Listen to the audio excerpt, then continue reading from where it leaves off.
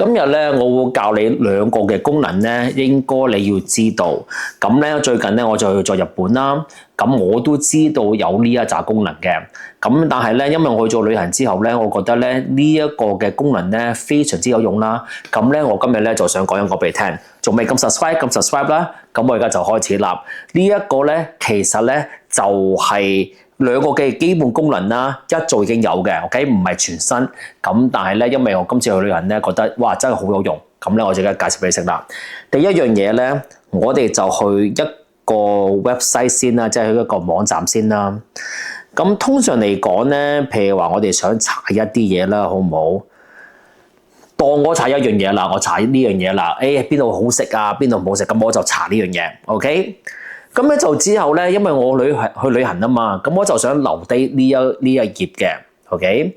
咁咧跟住就之後咧，我咧就會點樣做咧？我就做一個截圖 ，OK？咁我做一個截圖咧，唔理你用咩方法去做截圖啦 ，OK？咁我就做一個截圖。咁咧你會見到咧，已經咧做咗截圖啦 ，OK？咁咧就之後咧，我哋就去旅行咯，就去嗰個地方咯。咁去到嗰個地方之後，通常嚟講，有時冇 WiFi， 有時可能你嗰個網絡唔夠流量，可能你要慳住你嘅流量。但係咧，你又想睇翻嗰個網頁係乜嘢，突然之間唔見咗嘅。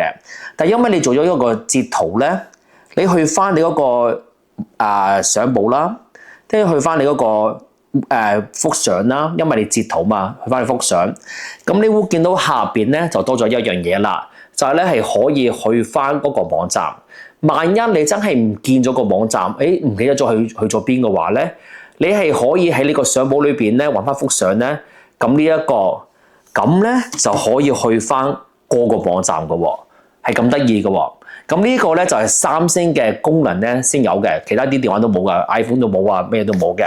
OK， 咁你記住呢樣嘢啦。記住，如果你去到一個網站。OK， 跟住之後你就覺得喂好有用喎，當你呢個好有用啦咁樣，咁咧就截咗圖之後咧 ，OK， 跟住就之後，如果隔咗一兩個鐘頭之後，你發現到個網站唔見咗，咁你翻個相簿，開翻個網站幅相啊，呢個唔係網站嘅添，咁咧跟住之後咧，佢就問你個來源喺邊度，咁你撳呢個掣，咁咧就變咗咧就去翻個網站嘅。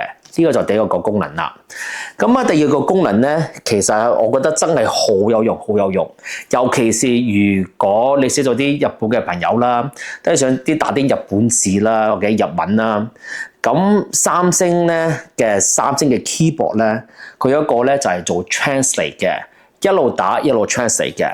如果我真係 WhatsApp 打俾人啦，或者你係 Line 咁樣嘅話咧，你會見到咧有呢個第三呢個掣嘅 ，OK？ 你咁樣撳佢，咁喺呢一度咧，你就要同佢講咯，同三星講你想用咩語言。咁咧你見到呢個 EN， 跟住就之後咧，我哋就要撳英文啦。我哋而家唔係轉英文，我哋就要轉日文，當你日文啦 ，OK？ 咁咧我哋就揾個日文出嚟啦。咁你要下載嘅，咁啊下完載之後嘅話咧，你打乜嘢字嘅話，佢就即刻幫你翻譯嘅。咁我咧就示範俾你睇一睇啦。咁啊 download 完之後嘅咯，你見到咯 ，OK， 已經喺上邊呢一度啦。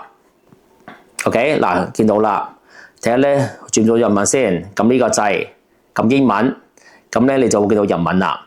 而家咧，你喺呢一度咧，你咪自然去打英文、中文咯。譬如話 How are you？咁咧，佢就會打個日文出嚟啦。見唔見到？因為咧，你係開咗個 translate 翻譯嘅，所以佢就變咗咧，自然咧幫你咧就翻譯翻去日文啦，就咁簡單。OK， 咁啊呢兩個功能咧，我喺日本咧就覺得咧呢兩個功能咧非常之有用嘅。咁啊，希望呢集幫到你啦，撳 subscribe 啦，撳鐘仔啦，咁下一集就見到你，拜拜。